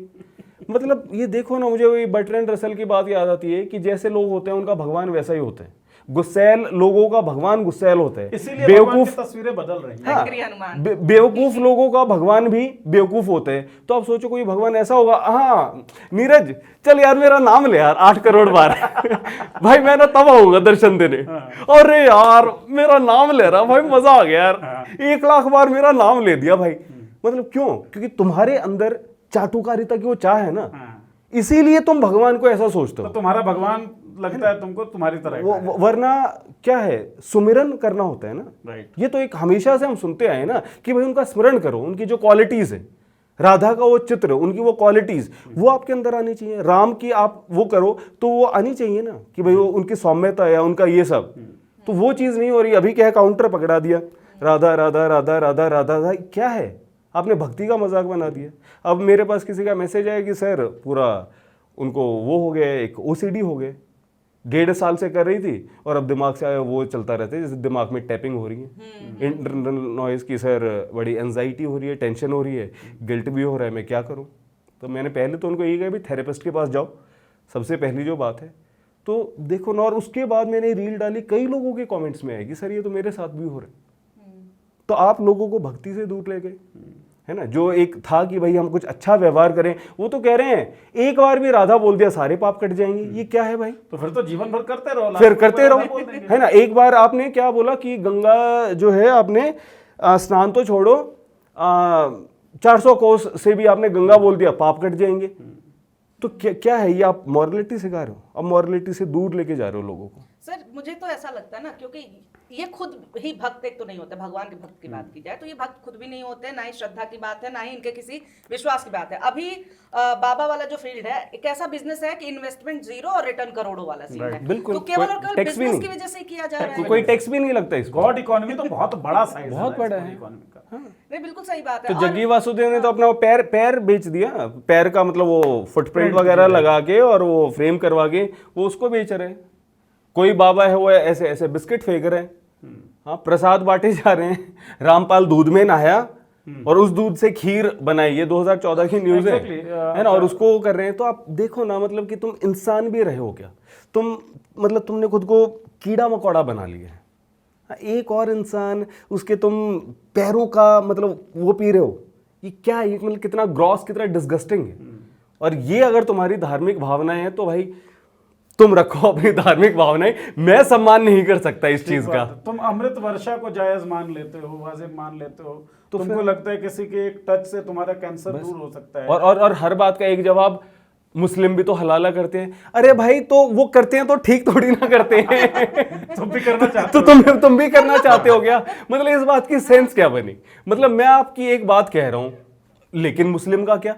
अरे तो यार मुस्लिमों को समझाओ ना कि वो गलत ना करे। ये क्या मतलब हुआ कि मुस्लिम गलत कर रहे हैं तो चलो मैं भी कुछ गलत कर लेता हूँ? क्या सेंस बना इसका? मतलब ये तो वो है कि विजेता भाई ने कोई मर्डर किया और मैं कहूँ देखो भाई विजेता भाई ने मर्डर किया, हाँ तो इसलिए एक मैंने भी बार कर ये लिया। अच्छा एक चीज बताइए, आप स्क्रिप्ट राइटिंग करते हैं, आप रिसर्च आपका फील्ड है ना, रिसर्च आप करते हैं। देश जब आज़ाद हुआ तो देश को प्रधानमंत्री मिलते हैं जवाहरलाल नेहरू, जो बांधों को, डैम्स को कहते हैं, ये मॉडर्न इंडिया के टेम्पल्स हैं, है ना। साइंटिफिक टेम्पर की बात हमारे संविधान में होती है। उसके बावजूद जब इतने सालों का प्रोग्रेशन हो चुका है तब भी साइंटिफिक टेम्पर से हम लोग इतना दूर क्या है? क्या हिंदुस्तान या हिंदुस्तानी जो हैं उनकी चेतना में साइंटिफिक टेम्पर है ही नहीं? सर आएगा कैसे? हमेशा से जब आप रिलीजन में ही लगे हुए हो तो आप क्या सोच रहे हो कि वेस्ट में कोई बहुत अलग टाइप का कुछ था? ऐसा कुछ नहीं है। वहाँ पे भी रिलीजियस समाज था। फिर ये जो है एज ऑफ एनलाइटनमेंट आया, जो अलग अलग फिलोसफर्स है उन्होंने अपनी थ्योरी दी। फ्रेडरिक नीत्शे जैसे जो लोग थे उन्होंने बाइब्लिकल क्रिटिक किया कि यार ये नहीं कि ये किताब में ये, यार ये तो ऐसे ऐसे गड़बड़ भी है ना। फिलोसफर्स ने क्वेश्चन किया, भगवान पे भी क्वेश्चन किया कि यार ये कैसा भगवान है, ये तो जो है आदेश दे रहे हैं लोगों को मारने का, जो किंग सॉल वाला एक बाइबल में पैसेज है ना। तो उस चीज को आप यहाँ पे आने ही नहीं दे रहे ना। आप जब बच्चे को आप बचपन में ही ये कह दोगे, अब बच्चे को आपने कुछ भी कहा कि चल बेटा ये चीज कर ले, इस हाथ से मत कर, ये कर। अब बच्चा पहले तो पूछता है कि अच्छा क्यों, क्या क्या हुआ, मतलब इस हाथ में इसमें क्या फर्क है? नहीं पूछते नहीं है, ऐसे ही होता है। अब वो ऐसे ही होता है, ऐसे ही होता है, पूछना नहीं होता। और ये तो आपने बचपन से आप उसकी क्यूरियोसिटी को मार रहे हो ना। नहीं तो हर एक बच्चा क्यूरियोसिटी के साथ, सवालों के साथ पैदा होता है। क्यूरियोसिटी सबसे बड़ी क्वालिटी। और हर एक बच्चा नास्तिक पैदा होता है। आज के टाइम में आप किसी बच्चे को ले जाओ, आप रिलीजन का एक्सपोजर मत दो, उसको कोई भगवान की जरूरत फील नहीं होने वाली। वो हजारों साल पहले हुई थी, क्योंकि हमें नहीं पता था कि यार एकदम से बिजली क्यों कड़की, क्या हुआ, बाढ़ क्यों आ गई। आज के टाइम पे हमारे पास हैं, मतलब चीज़ों के रीजंस हैं। तो किसी बच्चे को नहीं मतलब ऐसा कुछ भी लगेगा कि यार कोई भगवान की कमी है ना। तो साइंटिफिक टेम्पर को धीरे धीरे जो समाज है वो कर्टेल करता है। इवन आप सरकार का रवैया देखिए, जैसे एक ये लड़का था गौरव जोन, उसने एक वीडियो बनाया, निधिवन में वो गया और उसने कहा कि भाई यहाँ पे तो ऐसा कुछ नहीं है कि भगवान कृष्ण रासलीला करने आते हों। वही एक तो मैं कहता हूँ कि एक तो ना लोग मुझे कहेंगे हिंदू विरोधी, लेकिन मैं कह रहा हूँ कि भाई तुम अपना मेंटल लेवल देखो। मतलब तुम भगवान से ये सब चीज़ें चाहते हो, हाँ, कि भगवान रात को आए तुम्हारे वन में वो करने, मतलब तुम्हारी खुद की सोच कैसी है यार। अब वो लड़का गया वहाँ पे, उसने वीडियो वगैरह दिखाया कि इसमें कुछ ऐसा नहीं है। अब मेरी आपकी निवेदिता की अगर सरकार होती, हम क्या करते, हम उस लड़के को 26 जनवरी पे अवार्ड देते, राइट, है ना। कुछ C V Raman award for scientific temper, है ना, Vikram Sarabhai award for scientific temper. उसके साथ क्या किया गया, FIR कर दी उस पर, उसे माफ़ी मंगवाई गई, उसकी वीडियो डिलीट कर दी। किस बात पे, बस जी करवा दी। हर चीज़ में फीलिंग हर्ट हो रही है। अरे अगर सच्चाई से तुम्हारी फीलिंग हर्ट हो रही है तो तुम्हारी फीलिंग में कोई प्रॉब्लम है दोस्त। कब तक तुम चीज़ों को दबाओगे, वीडियो मत हटाओ, उन है ना। को हटाओ। और वो लड़का भी ऐसा नहीं कि वो कोई साइंस का सिपाही हो, वो व्यूज के लिए कर रहा था। अब उसे लगा कि नहीं यार इसमें व्यूज नहीं आ रहे, नफरत फैलाने में आ रहे हैं, तो वो लड़का कुछ और करने लग जाएगा। यही है ना, वो जो एक और लड़की क्या है, मेघा, एक था ना जो मेघा लवारिया ऐसा कुछ शायद नाम है ना, जो ब्राह्मणवाद जिंदाबाद के नारे लगा रही थी, वो लड़की देखी गई। तो उसका अभी पीछे का कोई मतलब वीडियो आ रहा है कि वो कुछ ऐसे नमाज पढ़ने का कुछ ऐसे गाने पे कुछ वो कर रही है ना। इन सभी का देखो क्यों, क्योंकि एक टाइम था जब communal harmony was a cool concept, right, कि यार चलो मैं हिंदू हूँ, मैं थोड़ा ये करता हूँ, है ना, मैं इफ्तार पार्टी में जाता हूँ, कोई मुस्लिम है वो दिखा रहे हैं कि भाई जन्माष्टमी पे हमारे बच्चे भी कृष्ण राधा बन रहे हैं। मतलब इट वाज कूल। अभी स्टेट की तरफ से क्या हो रहा है ना। और साइंटिफिक टेम्पर के मामले में आप क्या देखो क्या हो रहा है। अनुराग ठाकुर खुद जाके ये कहते हैं कि स्पेस में पहला जो है यात्री कौन गया था, हनुमान। भाई आप धर्म की ऐसी तैसी क्यों कर रहे हो यार। पर अनुराग ठाकुर छोड़िए, प्रधानमंत्री नरेंद्र मोदी, प्रधानमंत्री वो कहते हैं बल्ले चिकित्सा कि गणेश को जो है मतलब वो किया प्लास्टिक सर्जरी। तो अच्छा इस समय लेकिन देखिए सर, ऐसा तो है नहीं कि अभी से सरकार ने, सालों 2014 से तो है नहीं, पहली बार ये लोग अटैक भी नहीं कर रहे मीडिया पे, देखा गया कि। लेकिन एक आप अगर स्पीड की बात करें तो आप देखिए, पहले फिर भी ये थोड़े धीमे रफ्तार में कर रहे थे, मौके निकाल रहे थे, लगता था कि रणनीति बना रहे कि इसको खरीदवा लेते हैं, इस पे करवा लेते हैं। अभी क्या है आप देखिए, जैसे मतलब किलो के भाव में ये लोग जो है अकाउंट्स को बैन कर रहे हैं। लग रहा है कि सुबह उठते हैं, लिस्ट देखते हैं, बैन कराते हैं। कई लोग कह रहे हैं कि इसका कारण ये है कि जो दूसरा धड़ा है, लेफ्ट धड़ा है, कह रहा है बुझता हुआ दिया है, फड़फड़ा रहा है। राइट विंग वाले कहते हैं कि नहीं आतताई भी ज्यादा हो गए कांग्रेस के जो प्रोपेगेंडा फैलाने वाले। आपको क्या रीजन लगता है कि आखिर क्यों अचानक से सरकार इतनी हमलावर हो गई फ्रीडम ऑफ एक्सप्रेशन पे? देखिए चलता तो हमेशा से रहे, मतलब गौरी लंकेश, उनको भी कुछ लोगों ने मार ही दिया है ना। और उस केस में क्या हुआ क्या नहीं वो भी हमारे सामने है, ठीक है। तो अभी क्या है कि पहले टीवी पे कुछ कुछ आवाज़ें थी, टीवी को आपने बंद कर दिया, फिर आपने हिंदी अखबार जो है आप देख लीजिए कि क्या हाल है, समोसा लपेटने का काम आ रही है है ना। और अब जो कह रहे हैं रीले पे रीले बन रही हैं, तो कुछ रील ऐसे लोग भी बनाएंगे जो कुछ कहना चाहते हैं कि यार ये चीज़ गलत हो रही है, तो चीज़ कही जाएंगी और लोग देखेंगे। और अब लोग गोदी मीडिया को देख भी नहीं रहे, क्यों, क्योंकि जो अंधभक्त भी है ना उनको ये है कि हाँ चलो यार ठीक है, पता ही है कि क्या होगा, मोदी की तारीफ और मुस्लिमों के खिलाफ। मतलब एक टाइम पे इंसान नफरत से भी फिर बोर ही हो जाता है ना, तो वो इंसान भी हमारी वीडियोस देख रहे हैं। बहुत सारे बीजेपी के सपोर्टर भी वो भी देखते हैं, ऐसा नहीं कि सब कोई गालियां देते हैं ऐसा कुछ, वो भी देखते हैं। और कई बार उनके भी मैसेज आते हैं कि सर मैं बीजेपी सपोर्टर हूँ। मैं कहता हूँ कोई बात नहीं यार, क्या हो गया, तुम्हारी मर्जी है ना। फिर वो बातें करते हैं कि सर लेकिन आपने ऐसा कहा, ऐसा तो मुझे ये लगा। तो वही है, आप एक जो बारिश हो रही है उसको कहाँ से रोकेंगे? एक जगह पे आपने तिरपाल बिछा दिया, कहाँ पे क्या करेंगे? ये तो होगा। और कितना बड़ा तिरपाल आप लाएंगे? मुझे एक इंसिडेंस याद आ रही है, मुझे 7-8 साल पहले की बात है लगभग। कार्टून हमारा जो राकेश रंजन बनाते हैं वो हमारे साथ जुड़े हुए थे, और कोई कार्टून था जिसपे किसी आईटी सेल के बंदे को दिक्कत हो गई थी। तो वो फोन करके, लैंडलाइन था और गालियां दे रहा था ऑफिस में ही। तो एक फीमेल कलीग थी हमारी जो गालियां सुन के बिल्कुल थक गई। उनका यार क्या हो गया है, देखो ये गालियां दे रहा है। मैंने कहा अच्छा मुझे दीजिए फ़ोन। मैंने फ़ोन लिया, मैंने अपना नंबर दे दिया कि भाई ऑफिस का टाइम खत्म हो रहा है, रात भर बात करते हैं कॉल। उससे जब मेरी बात हुई, उसने बिल्कुल क्लियरली हमें ये कहा कि यार ये जितने भी गोदी मीडिया वाले हैं, चाहे मतलब किसी भी चैनल का और किसी भी गोदी मीडिया एंकर का आप नाम ले लीजिए, उनका शो हमको देखना ही नहीं है। अच्छा। वो तो हमें पता है कि कालीन भैया के मकबूल हैं, कालीन भैया कुछ भी करेंगे मकबूल उसके तरफ से ही खड़ा रहेगा। हमें सख्त निर्देश ये हैं कि रवीश कुमार के जितने भी शोज हैं वो शोज बिल्कुल भी मत छोड़ो, और रवीश जितने सवाल उठा रहा है उनके जवाब तुम ढूंढ लो। अगर उनके जवाब तुम्हारे पास हैं तो तुमको जो फैलाना है वो तुम फैला सकोगे। तो क्रेडिबिलिटी आप डाउन कर देंगे अगर किसी की, तो वो वैल्यू खत्म हो जाती है ना। मतलब गोदी मीडिया की क्रेडिबिलिटी या गोदी मीडिया को कंट्रोल करने का ऑब्जेक्टिव तो यही था ना, क्रेडिबिलिटी है भाई, ये लोग कुछ मैसेज कम्युनिकेट कर। अब तो वो क्रेडिबिलिटी बची जीरो है, जीरो। लेकिन उनके खिलाफ जो अल्टरनेटिव स्पेस खड़ा हुआ, जिसका एक बहुत बड़ा नाम आप हैं। अरे नहीं, मैं कोई इतना बड़ा नाम नहीं हूँ। और बहुत बड़ा नाम आप भी मतलब पता चले बीजेपी वाले देख, अच्छा ये कौन है? देखिए पॉलिटिक्स का फेसबुक पेज आपने बैन किया, विजेता भाई कोई तमगा अब तक मिला नहीं है। मैं कुछ नहीं बोलता ऐसा। विजेता से दोस्ती मारे जाएंगे अब। दोस्ती बनी रहे विजेता भाई पानी की। अरे मैं तो मोदी जी के स्लीपर सेल का आदमी हूँ। अच्छा, ये मोदी जी के स्लीपर सेल के आदमी ध्रुव राठी नहीं है। और ध्रुव राठी के वीडियोस में एक बड़ा हिस्सा जो है, नहीं क्या पता ध्रुव राठी भी हो। कई लोग तो कहते भी है ना कि ध्रुव जो है ना वो स्टीम, क्या कहते हैं, स्टीम वॉल।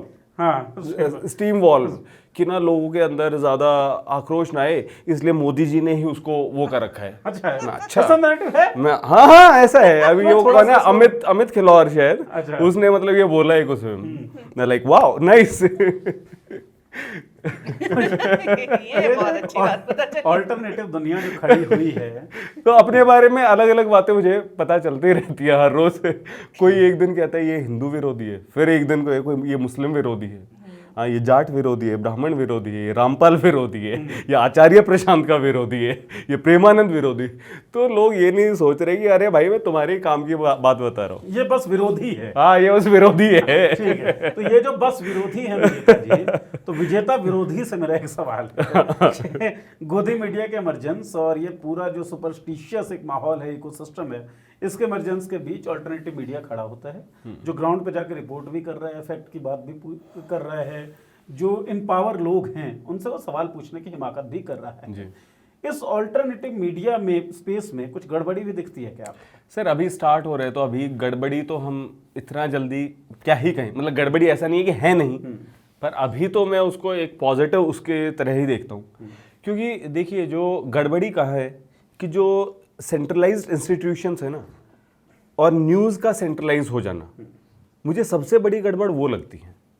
कि अभी क्या है कि भाई न्यू दिल्ली में आपका ऑफिस है या नोएडा में या कहीं पे, और आप जो खबरें बताओगे तो आप कैसे बताओगे कि एक खबर जो कर्नाटका वाले की भी किसी इंसान के लिए रेलिवेंट हो और हरियाणा के लिए भी रेलिवेंट हो।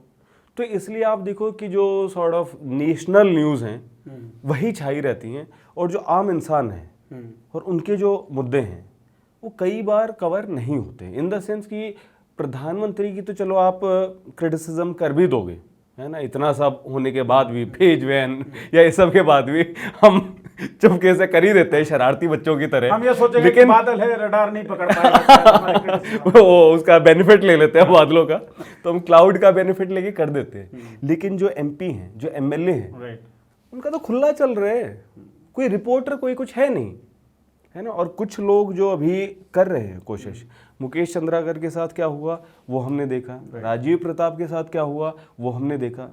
तो आइडियली अगर हम एक न्यूज़ के सेंस में, जो जर्नलिज्म की एक क्लासिक थ्योरी है, तो उसमें न्यूज़ रेलेवेंस के कई पैरामीटर होते हैं। उसमें एक पैरामीटर क्या रहता है कि वो जो इंसिडेंट हुआ वो आपसे कितना करीब है। जैसे मेरे घर के अगर 1 किलोमीटर के अंदर कोई मर्डर होता है तो ऑफकोर्स मेरे लिए अरे यार अच्छा यहाँ मर्डर हुआ, तो ऑफ कोर्स उसका मेरे ऊपर ज़्यादा असर होना चाहिए और मुझे वो न्यूज़ ज़्यादा पता होनी चाहिए, है ना। तो मेरा मानना है कि अगर 10 पन्नों का अखबार है तो उस 10 पन्ने में से 8 पन्ने लोकल न्यूज़ के होने चाहिए और 2 पन्ने नेशनल न्यूज़ के होने चाहिए, क्योंकि नेशनल न्यूज़ से भी कुछ आप पे फ़र्क पड़ता है, बट मेजरली वो होना चाहिए।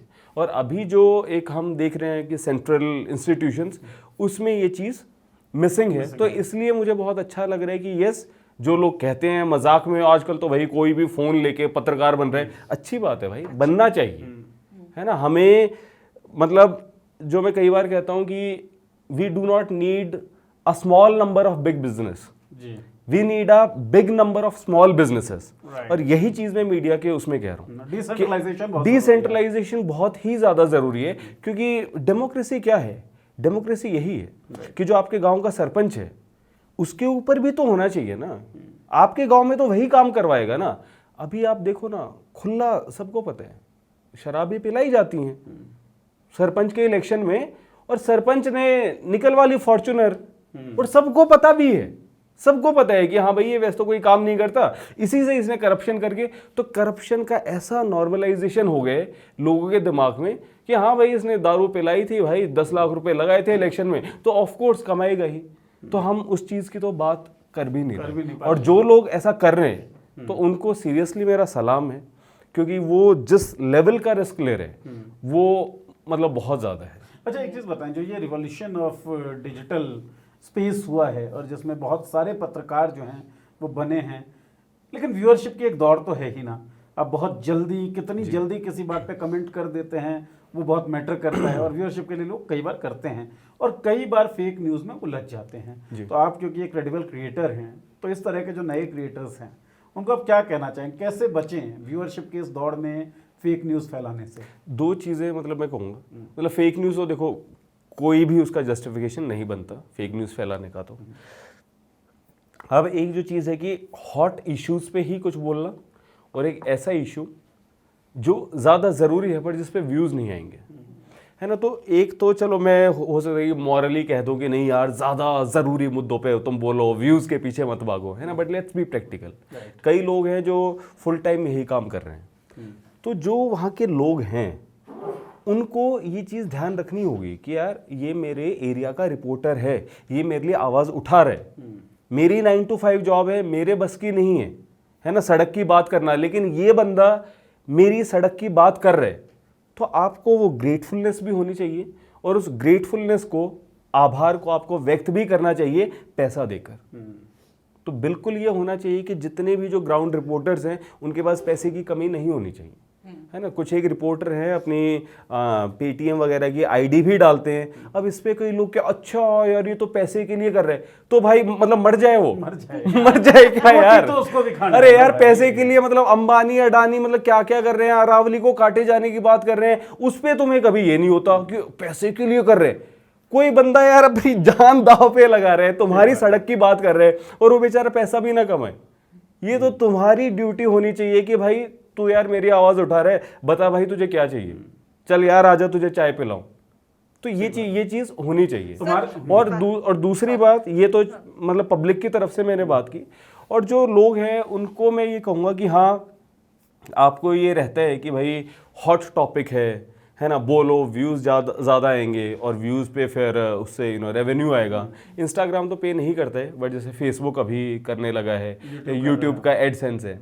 लेकिन इससे चीज़ एक ये रहती है कि वो ना मतलब लोगों को जो लगता है कि एक ऑटो पायलट पे चला जाएगा और फिर तो पैसा आता रहेगा, तो ऐसा नहीं होता है। और कई जगह पे ये चीज़ मैंने बताई है कि लोग हैं जिनके 10 मिलियन के आसपास भी सब्सक्राइबर्स हैं, है ना, और अब उनका चैनल धीरे धीरे डाउन हो गया है, क्योंकि मे बी उनके जो टॉपिक्स थे उसमें सेचुरेशन आ गया है, जो भी चीज़ आप मानो। लेकिन आप व्यूज़ देखोगे 50,000 60,000, है ना, तो नहीं आ रहा।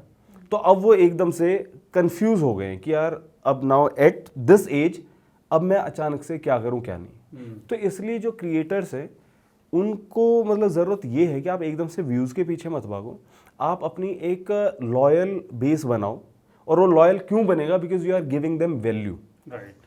हॉट टेक देना, रेंट करना बहुत ईजी है, उससे व्यूज़ आना भी आसान है। लेकिन जब आप लोगों को वैल्यू दोगे, जब लोगों की ज़िंदगी पे आपका प्रभाव पड़ेगा, तब मे बी उससे आप कोई एक सस्टेनेबल बिजनेस मॉडल भी बना सकते हो, मे बी अपना कोई प्रोडक्ट सेल कर सकते हो। जैसे ध्रुव अपने AI के वर्कशॉप करवाता है, ध्रुव का एक यूट्यूबर वाला कोर्स है। हालांकि कई लोग तो उसमें भी कहते हैं ये ध्रुव राठी तो अपना कोर्स बेच रहे, तो क्या करे यार, क्या करे, मतलब अपना कोर्स ना बेचे। नफरत तो नहीं बेच रहा है ना। नफरत तो नहीं बेच रहा है यार, कोर्स ही तो बेच रहा है, उस कोर्स से तुम्हें कुछ फायदा ही तो होगा।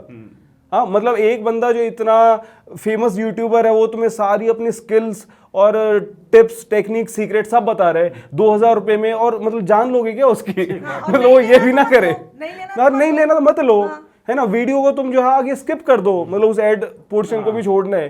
तो मतलब वही ये कॉमन सेंस रैशनैलिटी नहीं है समाज में। नीरज सर, मुझे लगता है थोड़ा सा अब हमें Wrap up अंत की तरफ चलना चाहिए, पर उससे पहले मेरा एक ये सवाल है कि आपको क्या लगता है कि दांव उल्टा पड़ गया क्या सरकार का? इससे पहले जब भी FIR होते थे या फिर हत्या भी हो जाती थी पत्रकारों की, तो उस तरह से पुशबैक नहीं मिलता था, ना पब्लिक से ना ही पत्रकार जो पूरी बिरादरी है उनसे मिल पाता था। लेकिन अभी आप देखिए, एक वीडियो 20 मिलियन पे डिलीट करवाया जाता है कि मोदी जी का मजाक उड़ाया, आज वो 400 मिलियन से ज्यादा उस पर व्यूअरशिप है, क्योंकि अलग अलग लोगों ने डाला है। वो वीडियो तो हट गई, लेकिन बाकी जगहों से लोग देख रहे हैं। तो अभी भी देखिए कि कुछ हमारा पेज बैन होता है, लगातार पेजेस बैन होते हैं, लेकिन हुआ क्या कि सारे के सारे कंटेंट क्रिएटर एक साथ बोलने लगे। तो क्या इन्होंने जो सोचा था और जो इनका एक्सपीरियंस था कि यार इनको तो मार भी दो, ये बोलते नहीं, ये उल्टा पड़ गया क्या? क्या सारे क्रिएटर सच में साथ आ रहे हैं? क्या क्रिएटर्स उस तरह से पुशबैक दे रहे हैं जिस तरह से देना चाहिए? देखिए, कार्ल मार्क्स ने कहा ना डायलेक्टिकल मटेरियलिज्म, एक सेट ऑफ सिचुएशंस होंगी, उसके कुछ ऑपोजिट आएगा, उनके टकराव से कोई तीसरी स्थिति होगी, है ना। और इस तरीके से ही चीज़ें होती हैं। जितना आप दबाओगे स्प्रिंग उतना उछलेगा भी, आप वहाँ से रोकोगे, है ना, जैसे वो दिखाते हैं ना कार्टून्स में भी, यहाँ से रोका तो फिर वो पानी इधर से निकलने लग गया, इधर से आप करोगे इधर से, है ना। तो अभी हमारे PM मतलब ऐसे ऐसे बेचारे कर रहे हैं, पानी को रोक रहे हैं, हो नहीं पा रहे, है ना। और ये होगा भी नहीं। मैं वैसे उनको एक टिप दे दूं क्या? हाँ, है ना। आप ये भी कहोगे कि यार इसने तो चिल्ला चिल्ला के स्कीम बता दी लेकिन ना मुझे याद आ रही है, रॉबर्ट फ्रॉस्ट की एक कविता हमने पढ़ी थी बचपन में, मेंडिंग बॉल। तो उसमें वो यही कहते हैं कि भाई जो मेरा पड़ोसी है और वो हर टाइम दीवार वगैरह बना देता है, हमारे बीच की दीवार, लेकिन स्प्रिंग में पता नहीं क्या होता है कि उसमें कुछ गड्ढे या कुछ ना कुछ हो जाता है। And there is something in nature that doesn't love a wall, कि प्रकृति में कुछ ऐसा है जिसे दीवार पसंद नहीं है। तो इसी तरीके से मैं कहता हूँ कि प्रकृति में कुछ ऐसा है जिसे गुलामी पसंद नहीं है। किसी इंसान को आप कितनी भी नफरत दे दो, कुछ भी दे दो, लेकिन फिर भी पता नहीं उसके अंदर से प्यार कैसे आ जाता है। आप देखो कई लड़के कि उनको बता दिया मुस्लिम ये वो, और उसको किसी मुस्लिम लड़की से ही प्यार हो जाते हैं कुछ एक तो बीजेपी के जो नेता हैं, है ना, उनके ही बच्चों को प्यार हो जाता है। ठीक बात है ना। तो अगर उनको रोकना है ना PM मोदी को, सारी आवाज़ों को, तो उन्हें मुझे लगता है कि ये जो है ना ये वामपंथी लोग, ये तो बॉब डायलन के गाने सुनते हैं, the times they are changing, blowing in the wind, Bob Dylan को बैन करो। जॉन लेनन का एक गाना है इमेजिन, है ना, उसको आप बैन करो, और बॉब मार्ले को आप बैन करो। और जो क्लासिकल म्यूजिक है उसमें भी ये लोग ना, ये वामपंथी, ये डूब जाते हैं उसमें क्लासिकल म्यूजिक में। ये क्या बोलते हैं, ह्यूमन कॉन्शियसनेस का लेवल ऊपर। तो क्लासिकल म्यूजिक, भगत सिंह को तो बिल्कुल ही बैन करो। भगत सिंह को पढ़ के ये लोग बड़ा उछलते हैं, वाई एम एन एथीस्ट और ये।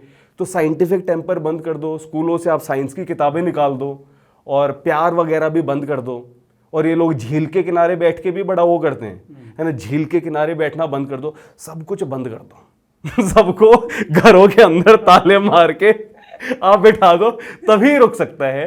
वरना तो इंसान जब सुबह सूरज उगता है ना, उसको देख के भी लोग सोचते हैं अरे यार कितना अच्छा सनराइज है, चिड़िया चहचा रही है। मैं चिड़ियों को भी आप बैन करो, चिड़ियों का चहचाना भी नहीं, क्योंकि उनको भी उड़ते हुए देख के लोगों को आज़ादी की चाह हो जाती है ना। चिड़िया बोल पा रही है, मैं क्यों नहीं बोल पा रहा? इमेजिनेशन, कल्पना तो है, कल्पना है ना, तो कल्पना को ही बंद करो। और ये कर दो आप सभी उस पे, बस प्रेम भाई जी और जो है ये अनिरुद्ध और यही लोग बस जो है बोलेंगे, बाकी सब लोग चुप। कोई कविता, कोई संगीत, कोई नृत्य, कोई नाच, कोई प्रेम, कुछ भी नहीं। सही बात है, तब होगा। सोनू निगम की आवाज और अनु मलिक के संगीत के जरिए जो गाना बना है, पंछी नदियां पवन के झोंके, कोई सरहद ना इन्हें रोके, इस गाने को बैन करो, इस गाने को बैन करो। सही बात है। तो मोदी जी, आप अकाउंट बैन कर रहे हैं, आपकी सरकार के आदेश पर अकाउंट बैन हो रहे हैं, ये नाकाफी प्रयास है। ठीक है। और इन्फ्लुएंसर इन पॉलिटिक्स के हमारे मेहमान विजेता भाई ने आपको बड़ी जबरदस्त टिप दी है।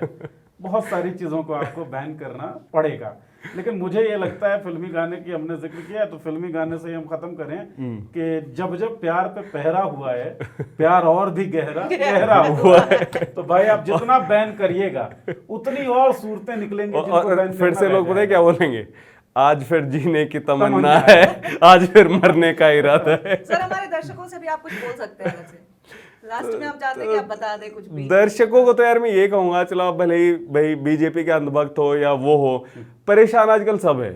मैं कहीं उनसे भी बोलता हूँ अरे विजेता भाई कुछ नहीं बदलेगा यार देश में, यार तो रिलैक्स करना। तो मैं ये कहता हूँ रिलैक्स करो यार, आजकल ना टेंशन डिप्रेशन ये चीजें बहुत ज्यादा है ना। और डांस वांस किया करो, ठीक है। देखो एकदम से तो आप समाज को नहीं बदल पाओगे, ज्यादा टेंशन लोगे ना तो आप फिर कुछ बदलने के लायक ही नहीं रहोगे। ठीक बात है। तो ये भी आप देखो कि समाज ही आपको ना बदल दे, कहीं आप निकलो समाज को बदलने और समाज ही आपको बदल दे, आप डिप्रेस होके बैठ जाओ। तो थोड़ा एंजॉय किया करो, गाने वाने सुना करो, है ना, डांस वांस किया करो, पार्टी किया करो। हम पॉलिटिक्स को सब्सक्राइब करो, कमेंट करो, लाइक करो, शेयर करो। मुझे भी फॉलो कर सकते हो विजेता दैया इंस्टाग्राम पे। एग्जैक्टली। मोदी जी आप चिल करो और बैन करते रहो, हम लोग सूरतें आपको देते रहेंगे, नए नए शय आपको देते रहेंगे जिनको बैन करना जरूरी होगा इस तरह के नफरती एजेंडे को फैलाने के लिए। लेकिन आई मेक श्योर, मैं आपको भरोसा दिलाता हूँ कि बड़े यशस्वी लोग हैं हम लोग। आप बैन करते रहिए, हमारे पास सर भी बहुत, बाजू भी बहुत, है ना। सही बात। तो बहुत बहुत शुक्रिया विजेता भाई बातचीत Thank you करने के so लिए। much, sir. पॉलिटिकल नारी जी आपका भी बहुत बहुत शुक्रिया। बहुत और दोस्तों आप लोगों का बहुत बहुत शुक्रिया इस चर्चा को सुनने के लिए। लगी कैसी वो बता दीजिए, जब तक बैन नहीं है तब तक तो बता ही सकते हैं। तो वीडियो के कमेंट सेक्शन में विजेता भाई से जरूर जुड़िए ताकि रैशनैलिटी जो है वो फैल पाए, आप सवाल पूछने का मादा जो है वो डेवलप कर सके, कम से कम इतना जान सके कि सवाल पूछना जरूरी है, बाप से भी और प्रधानमंत्री से। वरना नीरज भाई, एक जो रवीश जी ने कहा था हाँ। कि भाई बैन करेंगे क्या है, सड़क पे अखबार पढ़ लेंगे। तो पॉलिटिक्स जब तक है तब तक आप पॉलिटिक्स देखो, वरना भाई हम भी सड़क पे अखबार पढ़ेंगे और क्या कॉलेज होगा। में बहुत नुक्कड़ किए हैं, करे नुक्कड़ ही सही। हैं, नुक्कड़ नाटक करेंगे, कुछ तो करेंगे। करेंगे जरूर, और करना आपको भी है, क्या करना है कमेंट करना है। बहुत बहुत शुक्रिया, थैंक यू।